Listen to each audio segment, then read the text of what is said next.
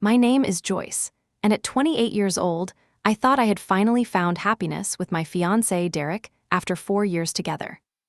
As an elementary school teacher in Boston, I believed in happy endings, even with my complicated relationship with my younger sister Samantha and my parents who always favored her.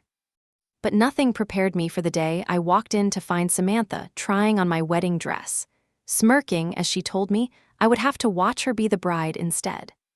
Drop a comment letting me know where you are watching from, and hit that like and subscribe button to see how I turned the day she stole from me into the day her world came crashing down. I met Derek Martin at a local book fair 4 years ago. Both of us were elementary school teachers, though at different schools across Boston. I was browsing through a collection of children's books about diversity when I accidentally bumped into him, sending books tumbling to the floor. As we both crouched to pick them up, our hands touched, and he smiled at me with the warmest brown eyes I had ever seen. "Good taste in literature," he said, holding up the book I had been examining. "I used this one in my 4th grade class." That simple connection over children's literature sparked a conversation that lasted 3 hours, stretching from the book fair to a nearby coffee shop. Derek was 32, taught 4th grade at Oakwood Elementary, and had the kind of patient demeanor that made it clear why children adored him. His dark hair had flecks of premature gray at the temples, which he joked made him look distinguished rather than old. Our first official date was the following weekend at the Museum of Science. I remember how he got completely absorbed in explaining the exhibits to a group of children who had wandered away from their parents. The way their eyes lit up at his explanations showed me instantly what made him special as a teacher. Our relationship developed slowly, thoughtfully.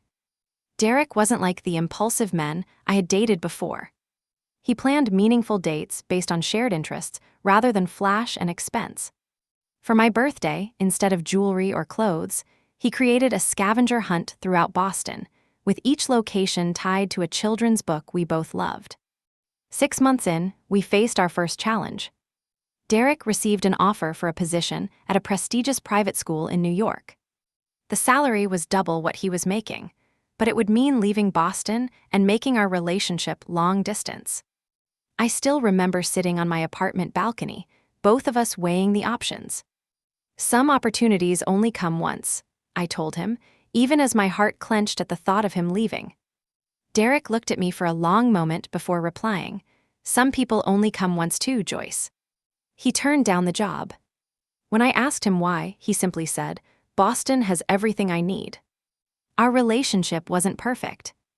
Derek could be distant at times, disappearing into his thoughts. He avoided talking about his past beyond surface details, changing the subject whenever I asked about his family or previous relationships. When I pressed once, he simply said, "There are things I'm not ready to share yet," and I respected his boundaries. About a year into our relationship, rumors began circulating at his school. A parent had discovered that Derek had been investigated at his previous school for an inappropriate relationship with a student 5 years earlier. I was stunned, confronting him immediately after hearing the whispers. Derek looked devastated, but explained everything.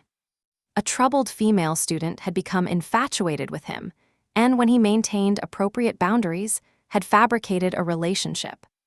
The investigation had cleared him completely, but the damage to his reputation had led him to leave that school district. "I should have told you," he said, his voice breaking slightly. "I was afraid you would look at me differently." I researched the incident myself, speaking to the principal at his former school who confirmed Derek's account. The case had been a misunderstanding, with the student eventually recanting her claims. But the experience had clearly left deep scars on Derek. My trust in him only grew after this revelation. The fact that he had faced such a painful accusation and still maintained his passion for teaching spoke volumes about his character. Our relationship deepened as I realized how much courage it took for him to continue in a profession where one false accusation could end a career. In our 3rd year together, Derek took me back to the book fair where we first met, now an annual event in Boston. As we walked between the stalls, he kept checking his watch, seeming distracted. I was examining a first edition of Charlotte's Web when I turned around to find him on one knee, holding a small velvet box. "Joyce Williams," he said, his voice steady despite the tremor I could see in his hands, "you've written yourself into every chapter of my life. Will you let me be part of your story forever?" The ring was perfect, a vintage sapphire surrounded by tiny diamonds. Not flashy or ostentatious, but thoughtful and unique, just like Derek himself. Through tears of joy, I accepted, and the crowd of book lovers around us erupted in applause. The euphoria of our engagement carried us through the following weeks as we began planning our wedding. We decided on a spring ceremony at the Boston Public Library, surrounded by the books that had brought us together. Every detail we planned together felt like another brick in the foundation of our future home. I had never been happier than during those planning days. Derek surprised me with his attention to detail and genuine interest in the wedding arrangements, unlike stereotypical grooms who leave everything to the bride. He had opinions on flowers, music, and even the font on our invitations. It was as if planning our wedding made our relationship even more tangible, more real. What I didn't know then was that the happiness I felt was built on a foundation of sand, and the tide was already coming in to wash it away. To understand what happened next, you need to understand my family.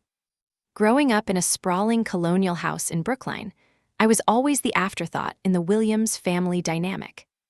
My parents, Thomas and Alina Williams, never made it a secret that Samantha, my younger sister by 2 years, was the golden child. From my earliest memories, there was always a stark contrast in how we were treated.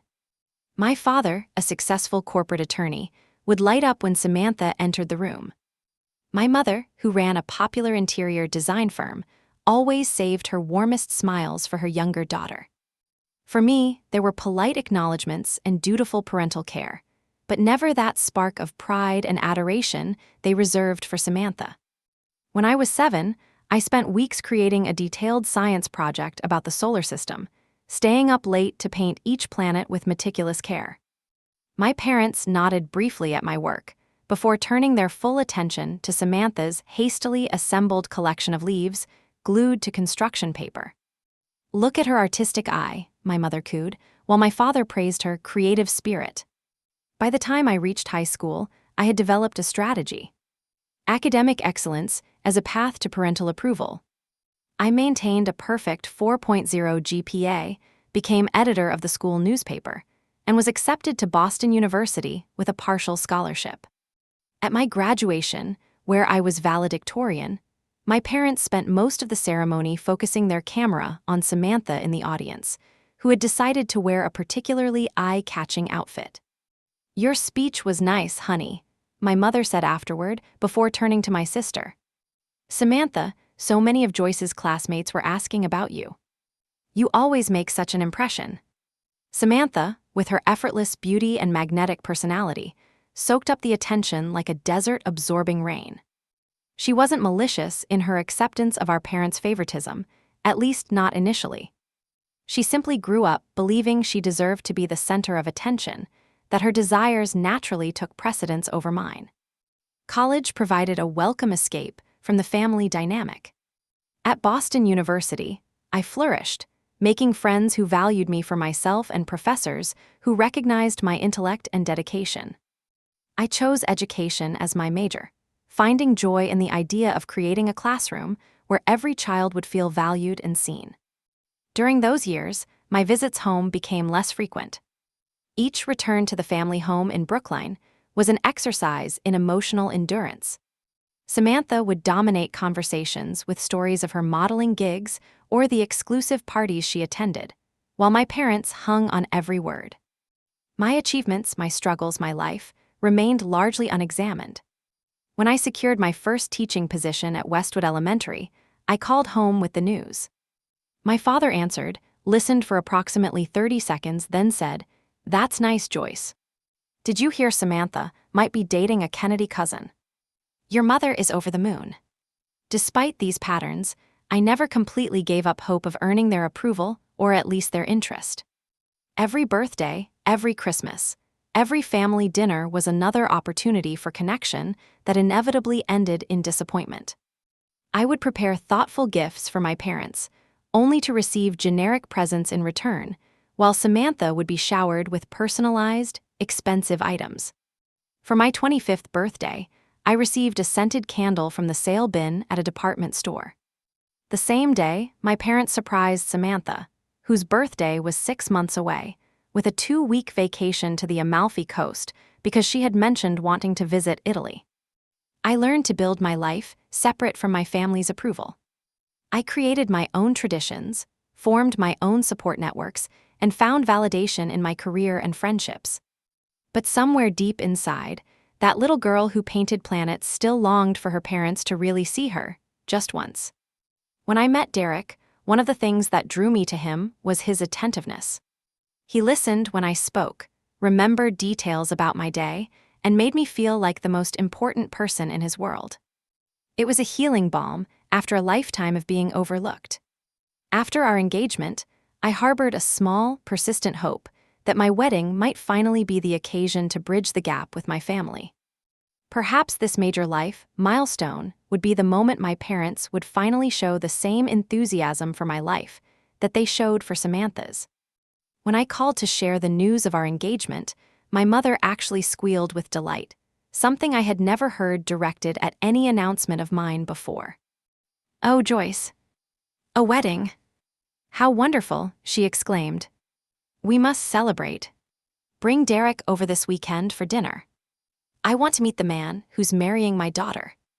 Her reaction was so unexpected, so genuinely warm, that I felt a surge of hope. My father, too, seemed pleased, offering congratulations and immediately suggesting he could help with the costs. "It's what fathers do," he said gruffly when I expressed surprise at his offer. "Walk their daughters down the aisle and pick up the bill." This unprecedented interest in my life should have made me suspicious, but I was too caught up in the novel experience of parental enthusiasm to question it.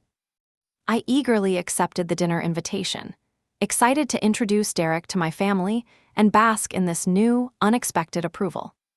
As I drove to my parents' house that weekend, with Derek beside me in the passenger seat, I allowed myself to imagine a new chapter in my relationship with my family. One where I wasn't constantly in Samantha's shadow, where my happiness mattered too. "They're going to love you," I told Derek, squeezing his hand. "And for once, I think they might actually be happy for me." I couldn't have been more wrong. The dinner started pleasantly enough. My mother had prepared an elaborate meal, far beyond her usual efforts when I visited alone. The dining room table was set with the good china, candles flickered in silver holders, and a bottle of expensive champagne chilled in an ice bucket. "This is quite a spread, Mrs. Williams," Derek said as we took our seats. "You shouldn't have gone to so much trouble." "A leaner, please," my mother insisted with a warm smile. "And it's no trouble at all for family." My father engaged Derek in conversation about his teaching career, showing more interest than he had ever demonstrated in mine. Samantha arrived fashionably late, making an entrance in a form-fitting red dress that seemed excessive for a family dinner. "Sorry I'm late," she announced, kissing our parents before turning her attention to Derek. "Traffic was a nightmare." The moment Samantha laid eyes on Derek, something shifted in the atmosphere. She froze momentarily, an odd expression flickering across her face before being replaced by her usual dazzling smile. It was so brief, I almost missed it, a flash of what seemed like recognition followed by calculation. "So you're the lucky man who captured my big sister's heart," she said, extending her hand to Derek. "I'm Samantha." Derek stood politely, shaking her hand. "Derek Martin. It's nice to finally meet you. Joyce has told me a lot about you." "All good things, I hope," Samantha laughed, holding his hand a beat longer than necessary. Throughout dinner, Samantha directed most of her conversation toward Derek, asking detailed questions about his life, his career, his interests.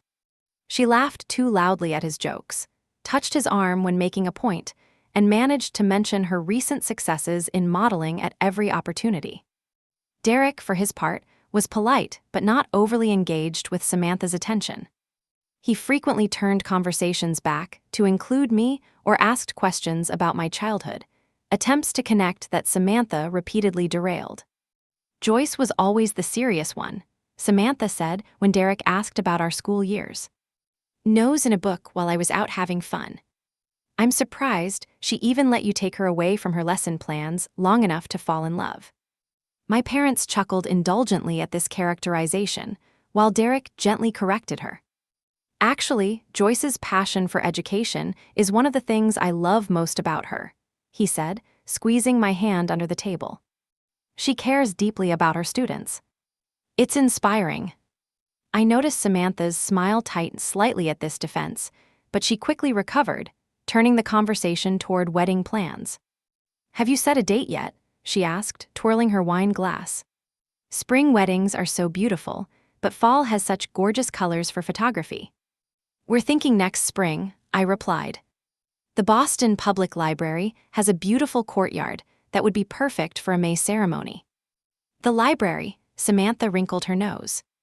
Wouldn't you rather have something more glamorous? Dad could get you into the Harbor Club. Right, Daddy. My father nodded enthusiastically. Of course. Just say the word, and I'll call Martin Sullivan. His daughter had her reception there last year. Stunning views of the harbor. We've actually already put a deposit on the library, Derek interjected gently. It's meaningful to us because we met at a book fair. How quaint, Samantha murmured, a strange gleam in her eye as she studied Derek with renewed interest. After dinner, as Derek helped my father select a brandy in his study, Samantha cornered me in the kitchen. He's not what I expected, she said, leaning against the counter as I rinsed dishes. More handsome. More polished. What's that supposed to mean? I asked, immediately defensive. Samantha shrugged, examining her manicure. Just surprised, that's all. You usually go for the artistic, slightly disheveled type. Derek seems so put together. Almost too perfect. Before I could respond, she patted my arm and sauntered out of the kitchen, leaving me with a vague sense of unease I couldn't quite place. In the weeks that followed, Samantha's behavior grew increasingly odd. She began calling me regularly, something she rarely did before. Our conversations inevitably turned to Derek, with questions that became progressively more personal. Has Derek ever been married before? She asked during one call. Any serious exes I should avoid mentioning at family gatherings. Another time. Does Derek have a good relationship with his family? It's so important that he fits in with ours. The shift was jarring. Samantha had never shown much interest in my relationships before, often forgetting the names of men I dated or dismissing them entirely. This sudden fascination with Derek set alarm bells ringing, but I tried to rationalize it as genuine sisterly interest in my engagement. Then came the text messages. Late-night notifications on Derek's phone that he would quickly dismiss. When I asked once who was texting so late, he mentioned a parent from school concerned about their child's progress. It seemed plausible, but something in his too casual tone made me wonder. 3 months after our engagement dinner, I was grading papers at my favorite coffee shop when I glanced up to see Derek and Samantha at a corner table, their heads closed together in intense conversation. Derek's back was to me, but I could see Samantha's face clearly, animated and earnest as she spoke. I sat frozen, coffee cooling in front of me, unsure whether to approach them or slip away unnoticed. Before I could decide, Derek checked his watch, nodded at something Samantha said, and stood to leave. Samantha reached out, touching his arm in a lingering gesture that seemed far too intimate.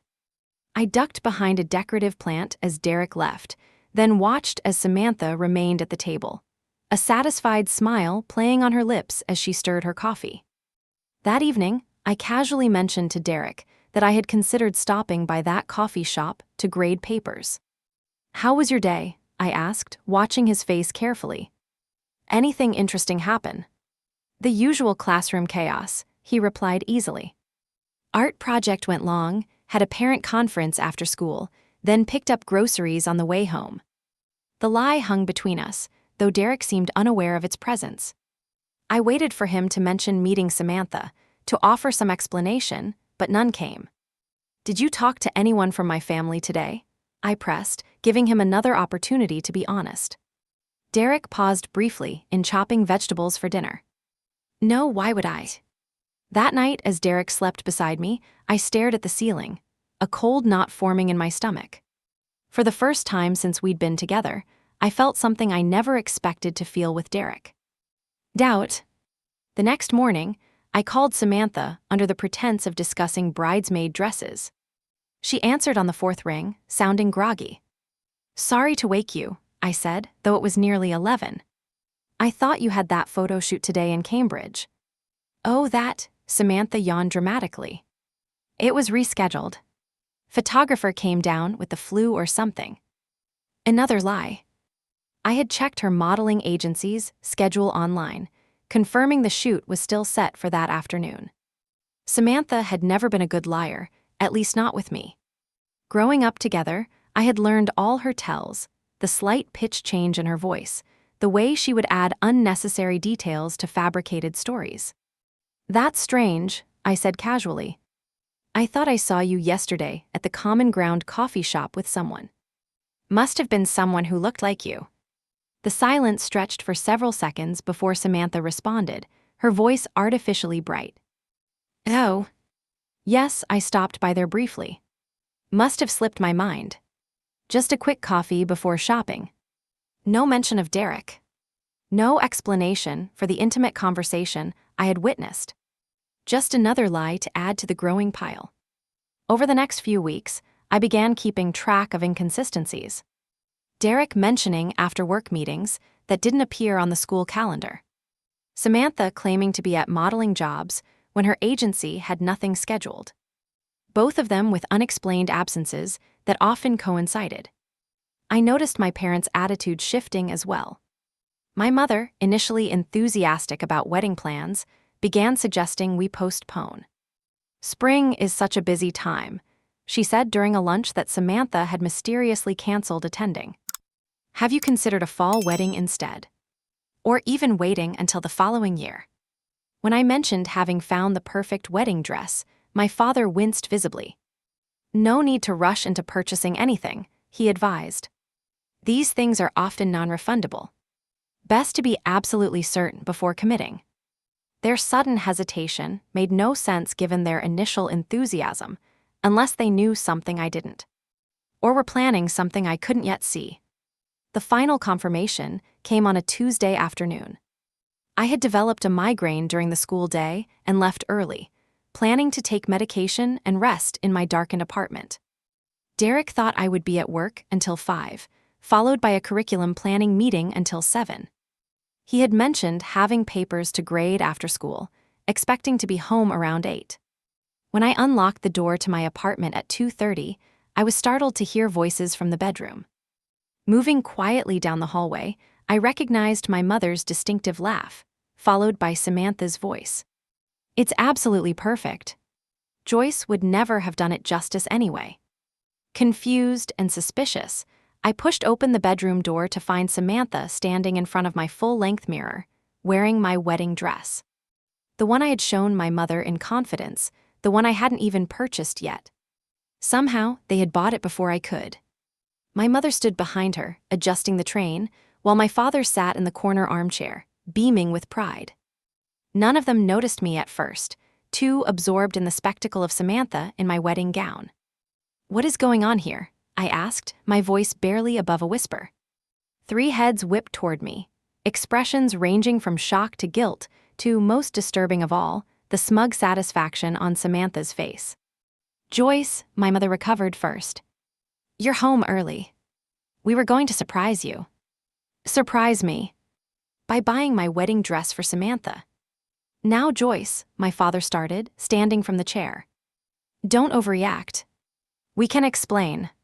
Samantha made no move to remove the dress, instead turning back to admire her reflection in the mirror. "It looks better on me anyway," she said, running her hands over the delicate lace bodice. Derek thought so too. The mention of Derek's name sent ice through my veins. What does Derek have to do with this? Samantha turned slowly, a triumphant smile spreading across her face. Everything, she said simply. Derek and I have been seeing each other for months. He realized he made a mistake proposing to you when he could be with me instead. That's not possible, I stammered, looking to my parents for denial, for support, for any sign that this was some cruel joke. But their faces told me everything I needed to know. My mother looked away, unable to meet my eyes. My father cleared his throat awkwardly.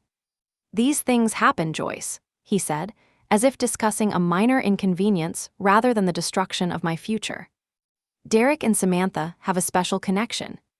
Surely you want your sister and the man you love to be happy. Even if it destroys me, I asked incredulously. Don't be so dramatic, Samantha said, twirling in the dress, the skirt billowing around her. You always make everything about you. Derek was too good for you anyway. He needs someone who understands his ambitions, who can be a proper partner. And that's you, I laughed bitterly. The person who has never held a job for more than 3 months. Who lives off our parents' generosity. That's enough, my father said sharply. Samantha has her modeling career. And she has other qualities that Derek clearly appreciates more than your academic achievements. The casual cruelty of his words struck me like a physical blow. Not only were they supporting Samantha's betrayal, they were suggesting it was inevitable, deserved even. You'll have to watch me be the bride, Samantha said, her voice dripping with false sympathy. I know it will be hard, but you can still be part of the wedding. Maybe help with addressing invitations or something. My mother finally spoke, her voice gentle as if soothing a child. This is for the best, Joyce. Derek and Samantha make sense together. You'll find someone more suitable eventually. I looked at the three of them, these people who were supposed to love me, who should have protected me, and saw only strangers. The realization that they had conspired behind my back, encouraged the betrayal, even facilitated it, left me hollow. Get out of my apartment, I said, my voice surprisingly steady. All of you. Now. Joyce, be reasonable, my father began. Get out, I screamed, the force of my rage finally breaking through the shock. Take that dress and get out. I never want to see any of you again. Samantha smirked, unruffled by my outburst. We'll give you some time to calm down. The wedding isn't for 6 months. You have until then to accept reality and behave like an adult. As they gathered their things, Samantha still wearing my dress, my mother paused at the door. We're still your family, Joyce. We want you to be part of this happy occasion. In that moment, looking at my mother's earnest expression, I realized she genuinely couldn't understand the magnitude of their betrayal. In her mind, Samantha's happiness would always outweigh mine, and I was being unreasonable for not stepping aside gracefully. After they left, I collapsed on the floor, my body racked with sobs that seemed to come from the very core of my being. The life I had planned, the man I loved, the family I had always hoped would someday truly see me, all gone in an instant. But amid the devastation, a small, hard kernel of determination formed within me. Something wasn't right about this situation. Derek, despite his flaws, had always seemed genuinely in love with me. His betrayal with Samantha felt out of character, inconsistent with the man I knew. As my tears subsided, I made a decision. I would not accept this at face value. I would find out exactly what was happening, no matter how painful the truth might be. The next morning, I called in sick to work, something I rarely did. My head pounded from hours of crying, but my mind was clear, focused on a single mission: understanding what had happened to my relationship. I started by methodically searching our apartment for any clues Derek might have left behind. His desk revealed nothing unusual, just lesson plans and student assignments. His clothing drawers were neatly organized as always.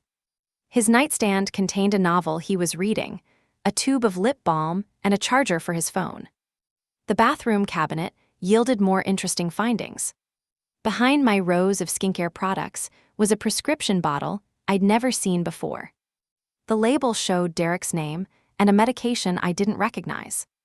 A quick internet search revealed it was for anxiety, prescribed 6 months ago, around the time we got engaged. Had Derek been experiencing anxiety about our marriage? Why hadn't he shared this with me? Next, I turned to his laptop, which he had left at home that day. Derek had always been open about his password, saying he had nothing to hide from me. I logged in easily and began exploring his email and browser history. His school email contained nothing suspicious, just communications with parents and colleagues. His personal email, however, told a different story. In the deleted folder, I found several messages from Samantha dating back nearly 4 months, shortly after our engagement dinner. The earliest ones were casual, friendly, mentioning our wedding plans. Later messages became more personal, with Samantha sharing details about her life and asking increasingly intimate questions about Derek's. What struck me was Derek's responses, which seemed formal and brief compared to Samantha's effusive messages. He answered her questions politely, but maintained a clear boundary, often redirecting the conversation back to wedding preparations or including me in his replies with phrases like, "Joyce and I think," or "We're planning to." This didn't align with Samantha's claim that they had been seeing each other. If anything, it looked like Samantha pursuing Derek, not a mutual attraction. I dug deeper, checking his text messages and call logs. There were indeed late-night texts from Samantha, becoming more frequent over time. Derek's responses grew shorter, sometimes just one-word answers, until they stopped entirely about 2 weeks ago. Searching his browser history revealed research on how to handle unwanted attention and dealing with fiancé's family issues, not the searches of a man planning to leave me for my sister. Still, none of this explained the scene at the coffee shop or why Derek had lied about meeting Samantha. And it certainly didn't explain my parents' behavior or why Derek hadn't warned me about Samantha's advances. I needed more information from someone who knew Derek before me. I scrolled through his contacts until I found what I was looking for. Rachel Donovan, a name I recognized as Derek's ex-girlfriend from his previous teaching job. I had never met Rachel, but Derek had mentioned her a few times, describing their relationship as serious but ultimately incompatible. She was now teaching in Chicago, according to a quick social media search. With trembling fingers, I composed an email from my own account to Rachel, explaining who I was and asking if we could speak about Derek. I kept the details vague, mentioning only that I had concerns and needed perspective from someone who knew him well. To my surprise, Rachel responded within an hour, providing her phone number and suggesting I call at my convenience. "I've been waiting for this call for years," her email concluded cryptically. With a deep breath, I dialed the number. Rachel answered on the second ring. "Joyce," she said without preamble. I wondered when one of his fiancés would finally reach out. The plural stopped me cold. One of his fiancés. "What do you mean?" Rachel's laugh was bitter. "Let me guess. He's a dedicated teacher. Slightly mysterious about his past. Makes you feel like the center of his universe. Proposes somewhere meaningful to your relationship. And then, just as wedding plans get serious, strange things start happening." A chill ran down my spine as she described my relationship with Derek with unsettling accuracy. "Who is he, Rachel?" "Really?" What followed was a 2-hour conversation that shattered every perception I had of the man I thought I knew. According to Rachel, Derek Martin wasn't even his real name. He was David Mercer, a sophisticated con man who targeted women with wealthy families. "His pattern is always the same," Rachel explained. "He finds a woman with family money, preferably someone who feels overlooked or undervalued by their family. He becomes whatever she needs, the perfect supportive partner. After the engagement, he manufactures reasons to postpone the wedding while ingratiating himself with the family, especially any siblings who might have better access to the family wealth." Rachel had been his victim 3 years ago. Like me, she was a teacher from a well-off family who had a strained relationship with her parents. Derek, or David, had proposed after a year of dating, then gradually inserted himself into her family life, eventually convincing her younger brother to invest in a fake educational technology startup. "He disappeared with $300,000 of my brother's money," Rachel said. "When we tried to find him, he had vanished completely. New name, new city, new identity. But that doesn't make sense, I protested. Derek is a real teacher. I've been to his classroom, met his colleagues. Yes, he actually is a teacher, Rachel confirmed. That's his cover. It gives him legitimacy, a respectable profession that doesn't pay well enough to raise suspicions when he shows interest in women for money. He's qualified, does the job well, builds a solid reputation. It's the perfect front. How many women has he done this to? I asked, my stomach churning. That I know of. At least 4 before me. Probably more since. We found each other online, comparing notes in forums about relationship scams. Same man, different names each time. James Turner. Michael Stevens. Peter Wells. And now Derek Martin.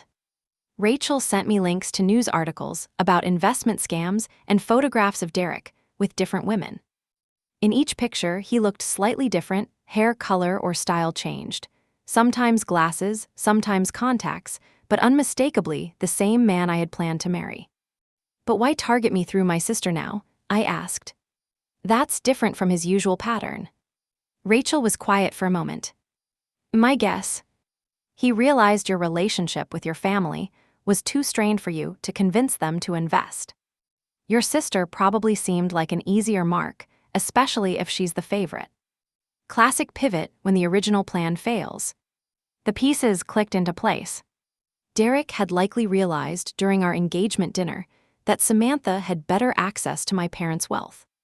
His unexplained absences, the secret meetings with Samantha, even his anxiety medication, all made sense in this new context. I need proof, I said finally. Something concrete I can show my family. I'll email you everything we have, Rachel promised. Bank records showing the transfers, police reports, statements from other victims. It won't be easy for them to accept, but the evidence is overwhelming once you see the pattern. After hanging up with Rachel, I sat motionless at the kitchen table, trying to process the magnitude of the deception. The man I had loved, planned a future with, trusted completely, was a fiction created to gain access to my family's money. Within an hour, Rachel's email arrived with dozens of attachments. Police reports from 3 states. Bank statements showing large transfers to offshore accounts. Statements from other victims describing the same methodical seduction, the same eventual betrayal. News articles about investment scams targeting wealthy families through romantic relationships. And photographs. So many photographs of Derek, or David, or whatever his real name was, with different women on different arms, all with the same trusting smile I recognized from my own engagement photos. One document particularly caught my attention. A partial background check someone had run on David Mercer. It listed prior arrests for fraud and identity theft, charges that had been dropped when victims refused to testify, likely out of embarrassment. Armed with this information, I now understood the full picture. Derek had targeted me initially, believing I would be his entry point to my family's wealth. When he discovered the complicated dynamic with my parents and Samantha's favored position, he pivoted, using my sister to get closer to my parents' money. The coffee shop meeting I'd witnessed wasn't a romantic rendezvous, but a business discussion. Derek was likely explaining his investment opportunity to Samantha, who had been completely taken in by his charm just as I had been. My parents' sudden enthusiasm about postponing the wedding made sense too. Derek had probably been working on them through Samantha, suggesting our relationship wasn't serious enough for marriage yet, while positioning himself as a potential match for their favorite daughter instead. The wedding dress scene was likely Samantha's idea, a cruel power play rather than Derek's suggestion. He was too smart to be so obvious. His plan would have been more subtle, a gradual transfer of affection that wouldn't raise suspicions. As devastating as this revelation was, it also filled me with a strange sense of clarity and purpose. Derek had never loved me. But he didn't love Samantha either. We were both pawns in his elaborate con game, and my family was heading straight into his trap.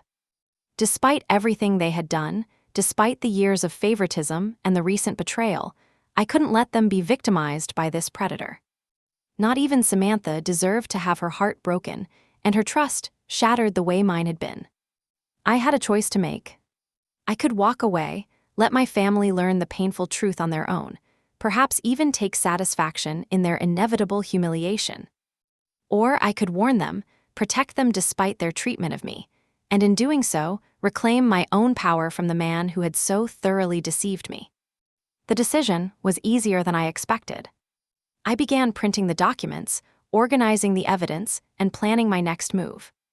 Derek Martin was about to discover that he had underestimated the wrong woman. With the evidence gathered, my first instinct was to rush to my parents' house and expose Derek immediately. But years of teaching had taught me the value of careful planning. If I wanted my family to believe me, especially after the scene at my apartment, I needed a strategy that would make the truth undeniable. According to Rachel, Derek's usual timeline moved quickly after shifting targets.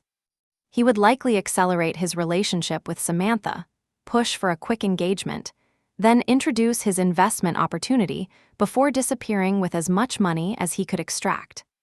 I had to move faster than Derek, but smart enough that he wouldn't see me coming. My first step was connecting with the other victims Rachel had mentioned. Through a series of video calls over the next 3 days, I spoke with women who shared stories frighteningly similar to my own. Each had been charmed by the same man under different names. Each had experienced the same pattern of love bombing followed by betrayal, and each had lost substantial amounts of family money to his investment schemes. He's perfected his approach over time, explained Megan, a pharmaceutical executive from Philadelphia who had lost $400,000 5 years earlier. With me, he was a consultant specializing in medical research startups. With you, he's a teacher. He adapts his persona to match his target's interests and values. The hardest part is accepting that none of it was real, added Lindsay, a software engineer whose parents had invested in a fake tech company. Every conversation, every moment of connection was calculated to build trust he could later exploit. With their permission, I recorded these conversations, adding them to my growing file of evidence. 3 of the women agreed to provide video statements I could show my family if necessary.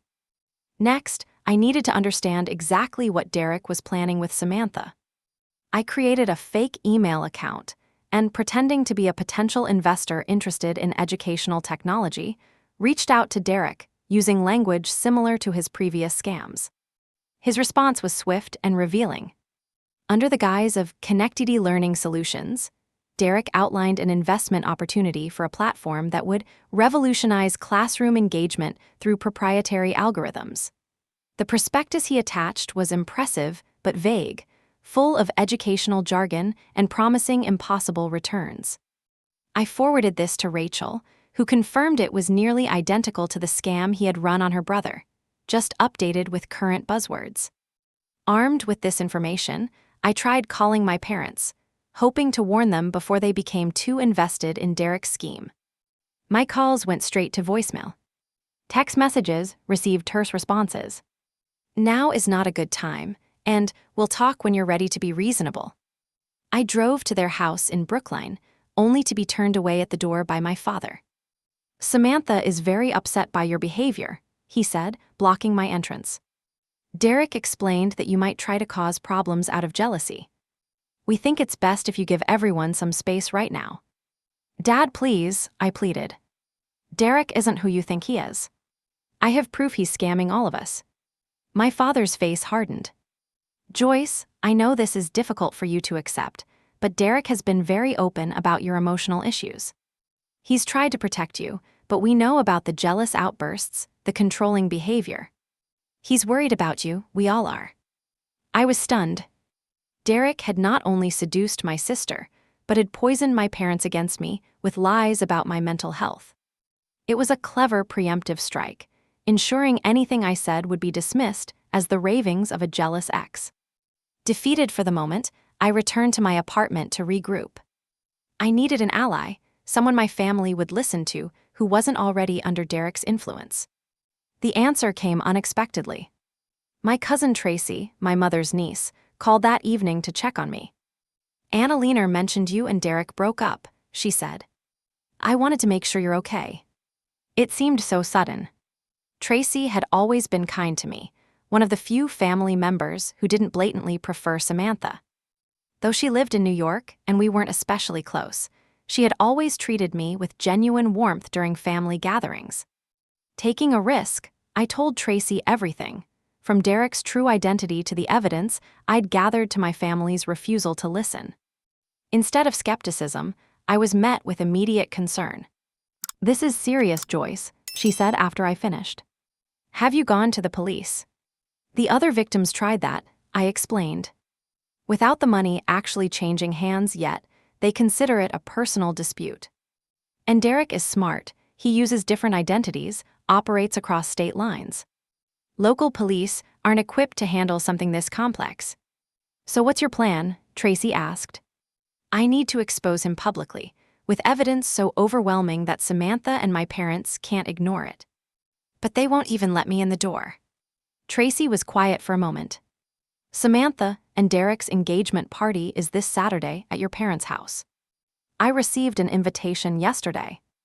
My heart sank at how quickly things were moving. An engagement party already. We only broke up 2 weeks ago. The invitation suggested it was a whirlwind romance. Very romantic narrative about reconnecting with someone who was right in front of them all along. Tracy's tone made it clear she hadn't bought the story even before my call. "I could get you in. As my +1. A plan began forming in my mind. "Tracy, are you sure? This could get messy." "Family is supposed to look out for each other," she said firmly. "Even when they're being impossible." Over the next 2 days, Tracy and I developed our strategy. She would arrive at the party normally, then text me when it was safe to join her. I would bring a tablet containing all the evidence, including video testimony from the other victims. We would wait for the right moment, ideally when Derek was announcing his investment opportunity, which Rachel assured me would happen at the engagement party based on his previous pattern. The day before the party, I decided to confront Derek directly one last time, hoping against hope that there might be some explanation, some misunderstanding that would make the horror of the past weeks dissolve. I waited outside his school, watching as he waved goodbye to the last of his students. His genuine smile and easy manner with the children twisted the knife deeper.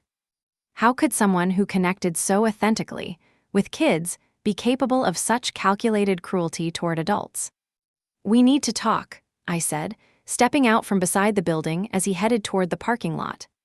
Derek froze, then quickly composed himself. "Joyce, I was going to call you. I'm so sorry about everything. This isn't how I wanted things to end between us." "Save it," I replied coldly. "I know who you really are, David. Or do you prefer James? Michael? Peter?"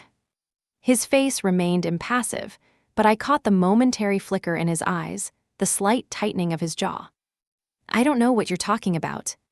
I've talked to Rachel Donovan, and Megan Harper, and Lindsay Weber. Your previous fiancés send their regards." This time, the mask slipped completely.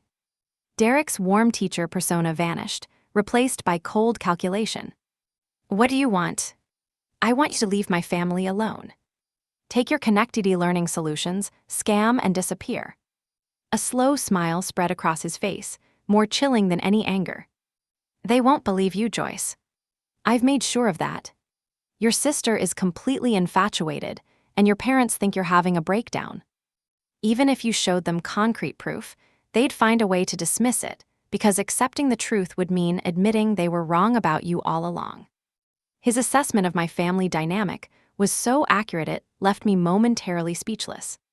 "You've already lost," he continued, his voice almost gentle now. "Walk away. Start over somewhere else. In 6 months, I'll be gone anyway, and your family can pick up the pieces together. That's more than my other marks got." "Why are you telling me this?" I asked. "Professional courtesy," he shrugged. "You were my favorite, Joyce. The others were easy marks, but you really loved me." It was refreshing. His casual cruelty, the revelation that I had been his favorite victim, sent rage coursing through me. "I'm going to stop you," I promised. "Whatever it takes." Derek smiled again, confident and untroubled. You can try. But ask yourself this. Even if you succeed, will your family ever forgive you for taking away Samantha's happiness? Will they finally give you the love and approval you've always wanted? Or will they resent you even more? He was manipulating me still, targeting my deepest insecurities with surgical precision. But this time, I saw through it. This isn't about their approval anymore, I said quietly. It's about doing what's right, even for people who have hurt me. That's something you wouldn't understand. I turned and walked away, Derek's mocking laughter following me across the parking lot.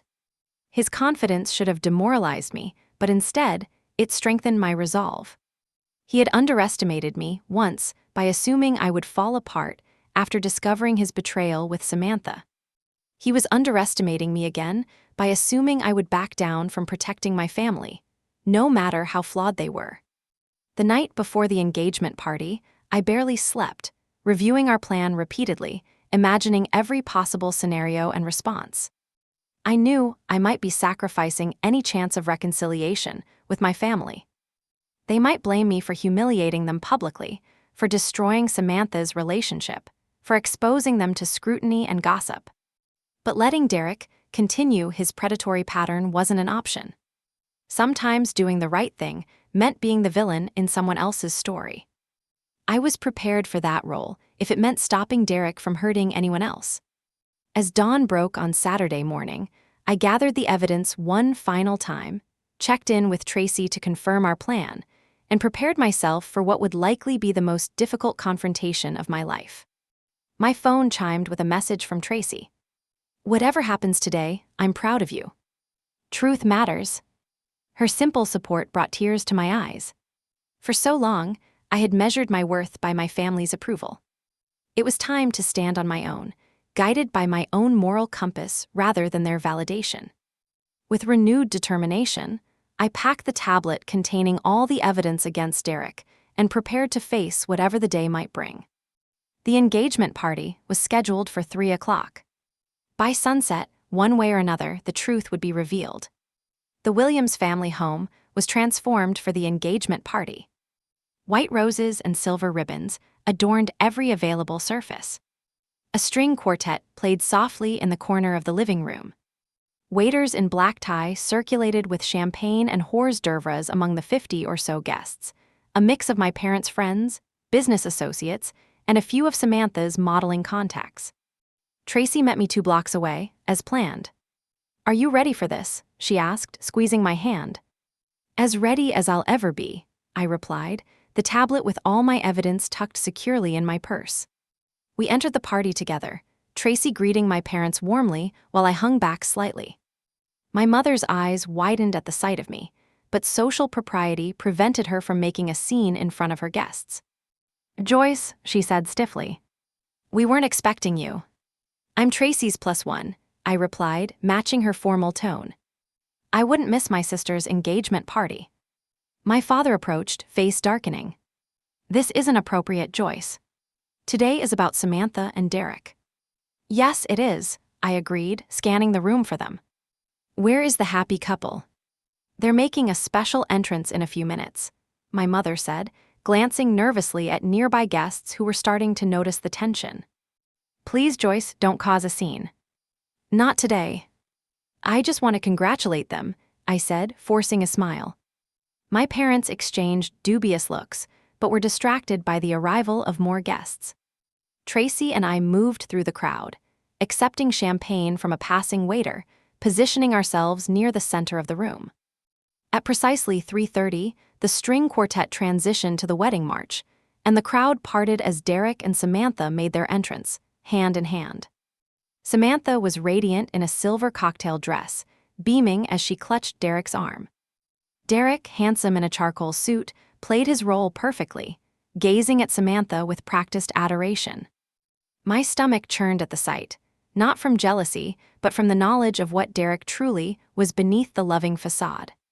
The couple moved to the center of the room, where a small platform had been set up. My father joined them, clinking a spoon against his champagne flute to call for attention. Friends and family, he began, voice swelling with pride. Thank you for joining us on this joyous occasion. Just 3 weeks ago, our Samantha called with the most wonderful news. She and Derek, who we've had the pleasure of knowing for some time, had realized their deep feelings for each other.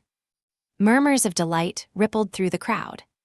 I noticed several guests glancing my way, clearly aware of my previous relationship with Derek. I stood stone-faced, waiting. My father continued. While their romance may seem sudden to some, Eleanor and I have observed their connection growing for months. Sometimes the perfect match is right before your eyes, and you simply need the courage to recognize it. Derek stepped forward, taking the microphone from my father. Thank you, Thomas. Samantha and I are overwhelmed by your support and love. When I first met the Williams family, I knew I had found something special. His eyes swept the room, faltering slightly when they landed on me. A brief flash of annoyance crossed his face before his smile returned, brighter than ever. I believe everything happens for a reason, he continued. Meeting Samantha, realizing our connection, it was all part of a greater plan. And speaking of plans, he smoothly transitioned, I wanted to share some exciting news with our closest friends and family. Here it came, right on schedule. The investment pitch, just as Rachel and the others had described. As many of you know, I'm passionate about education. Recently, I've been developing an educational technology platform that's already generating significant interest from investors. Derek launched into his well-rehearsed pitch about connected learning solutions. I glanced around, seeing the interested expressions of my parents' wealthy friends, exactly the targets Derek had been hoping for. We're offering a limited opportunity to early investors, Derek was saying, with projected returns of 30% in the first year alone. Several guests were nodding appreciatively. My father beamed with pride at his future son-in-law's business acumen. Samantha gazed adoringly at Derek, completely captivated by his performance. It was time. I nodded to Tracy, who moved to stand beside the AV system, controlling the large television screen on the living room wall. That sounds incredible, Derek, I called out, my voice carrying across the suddenly silent room. Or should I call you David? Or perhaps James? Derek froze, microphone halfway to his mouth. Samantha looked between us in confusion. What is she talking about? She asked Derek, touching his arm possessively. Joyce is clearly still upset about our breakup, Derek said smoothly. This isn't the time or place for this discussion. Actually, it's exactly the right time and place, I replied, moving toward the platform. Before anyone here gives you a dime for your fake company. Murmurs rippled through the crowd. My father stepped forward, face flushed with anger. That's enough, Joyce. You need to leave. Now. Not until everyone sees who they're really dealing with, I said firmly. I nodded to Tracy, who connected my tablet to the television. The screen flickered to life, showing a grid of photographs, each featuring Derek with a different woman, under different names. What is this? Samantha demanded, her voice rising in panic as she stared at the images. This is the man you're engaged to, I said quietly. A con artist who has defrauded at least 5 other women and their families before targeting ours. Derek's charming demeanor vanished entirely. This is ridiculous, he snapped. Thomas, Eleanor, you know me. Are you going to let her ruin this day with these absurd accusations? My mother looked stricken, glancing between the screen and Derek. My father moved to shut off the television, but Tracy blocked his path. Let her finish, Tracy said firmly. You owe her that much. I tapped my tablet, bringing up the police reports, the financial records, the statements from previous victims. Derek Martin is not his real name. He's David Mercer, wanted in 3 states for fraud and identity theft. He targets women from wealthy families, isolates them from suspicious loved ones, then convinces family members to invest in non-existent businesses. The room had gone completely silent. All eyes were fixed either on the damning evidence displayed on the screen or on Derek's increasingly angry face. I've been in contact with his previous victims, I continued, bringing up the video testimonies. Rachel's face appeared on screen, calmly detailing her experience with the same man now standing beside my sister. Samantha had gone pale, her hand dropping from Derek's arm. "Is this true?" she whispered. "Of course not," Derek said, but his voice had lost its conviction. His eyes darted toward the exit, calculating his escape route. As if reading his thoughts, two men stepped in front of the doorway. I recognized them as detectives from the Boston Police Department, whom I had contacted the previous day. While they had been unwilling to arrest Derek without more evidence, they had agreed to be present when I confronted him, in case the situation escalated. "David Mercer," one of the detectives said, moving forward. "We'd like to ask you some questions regarding several open fraud investigations." What followed was chaos. Derek attempted to flee through the kitchen, only to be intercepted by the second detective. Samantha collapsed into tears, my mother rushing to comfort her while shooting accusatory glances my way. Guests whispered among themselves, some discreetly leaving, others openly filming the unfolding drama on their phones. My father stood frozen, watching as the man he had welcomed into our family, the man he had chosen over his own daughter, was handcuffed and led away. His face reflected a complicated mixture of emotions, shock and embarrassment dominant among them. In the aftermath, as the party dispersed and only family remained, Samantha approached me, eyes red from crying, makeup streaked down her face. "You knew," she accused, voice breaking. "You knew and you waited until now to tell me. You wanted to humiliate me in front of everyone." "I tried to tell you," I said wearily. "I tried to tell all of you. You wouldn't listen. Because you've always been jealous of me," Samantha cried. "You couldn't stand that Derek chose me over you, so you fabricated all of this." "Samantha, enough," my father interjected, surprisingly. "The police have confirmed Joyce's story. Derek or David or whatever his name is has done this before. Multiple times. He was going to take your money," I added gently. "He was going to disappear once he had it, leaving you heartbroken and humiliated. Just like he did to those other women." Samantha shook her head in denial, but I could see the truth beginning to sink in. "He loved me," she insisted, but her voice lacked conviction. "He didn't love either of us," I said. "We were just targets." My mother, who had been unnaturally quiet, finally spoke. "Joyce, we owe you an apology.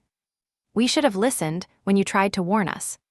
The apology, while welcome, felt hollow after years of dismissal and weeks of betrayal. "Yes, you should have," I agreed. "But did you have to expose everything so publicly?"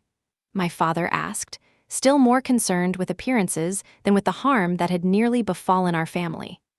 "The humiliation, the gossip this will cause." And there it was, the familiar pattern reasserting itself. Even now, after I had saved them from financial ruin and Samantha from deeper heartbreak, their primary concern was how it looked to others, how it affected Samantha's feelings, not the pain they had caused me. "I'm going home," I said, suddenly exhausted by all of it. "Tracy, thank you for your help." "Joyce, wait," my mother called.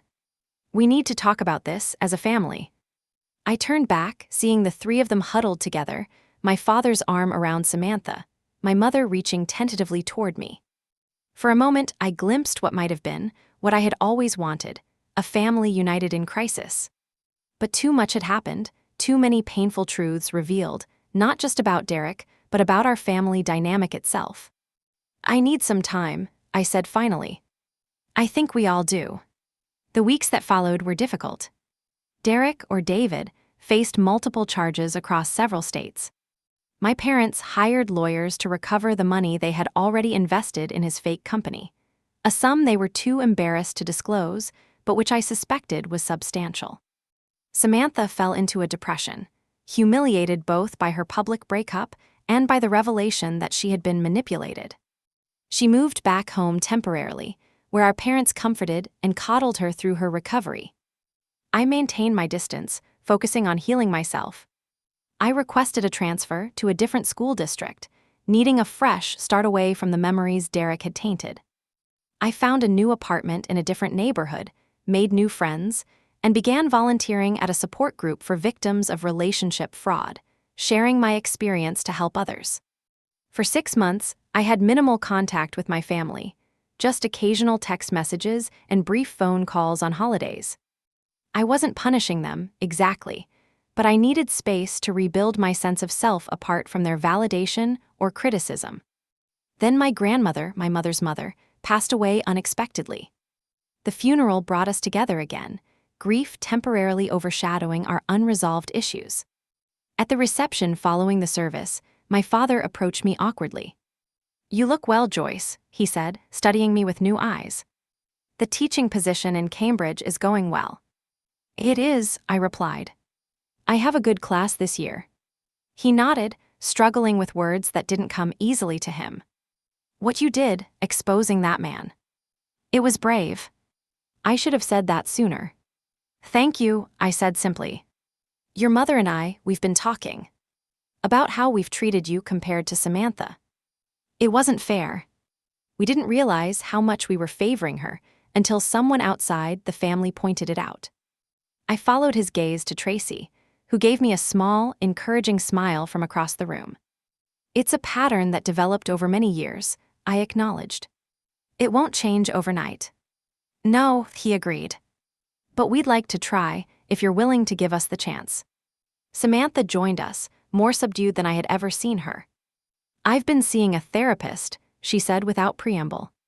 "She's helping me understand why I was so quick to betray you with Derek. It wasn't just about him. It was about always expecting to get what I wanted, especially if it was something you had." Her self-awareness surprised me. "That's insightful," I managed. "I'm not asking for forgiveness," Samantha continued. "Just maybe a chance to try to be a better sister, eventually." I looked at them both, these people who had hurt me so deeply, but who were, for perhaps the first time, making a genuine effort to see me, to acknowledge their role in our dysfunctional family dynamic. "I'd like that," I said cautiously. "But it will take time. The road to healing our family relationships has been long and isn't yet complete. There have been setbacks, moments when old patterns reemerge, when my parents instinctively favor Samantha, or when she falls back into entitled behavior. But there has also been progress, small moments of connection and understanding that would have been impossible before. The experience with Derek changed all of us. For my parents, it forced them to confront their favoritism and its consequences. For Samantha, it shattered her sense of entitlement and began her journey toward empathy. And for me, it taught me that my worth was never dependent on their approval or anyone else's. In the year since Derek's arrest, I've built a life I'm proud of. I've reconnected with parts of myself that got lost in the pursuit of validation. I've learned to set boundaries with my family, to engage with them on my terms rather than desperately seeking their attention. The most valuable lesson was realizing that sometimes we have to let go of the very things we think we want most, whether that's a relationship that isn't meant to be or a family's approval that comes at too high a cost. In letting go, we create space for something better, something healthier to take root. I don't know what the future holds for my family. Healing is not a linear process, and old wounds can reopen when least expected. But I do know that I'm no longer defined by my role as the overlooked daughter or the betrayed fiancé. I've reclaimed my story, and whatever chapters come next will be written on my own terms. Have you ever had to make the difficult choice between walking away from toxic relationships or staying to fight for change? I'd love to hear your stories in the comments below. Don't forget to like this video if it resonated with you, subscribe for more real-life stories of resilience, and share with someone who might need to hear that standing up for yourself isn't selfish, it's necessary. Thank you for listening, and remember, sometimes the most painful endings lead to the most beautiful beginnings.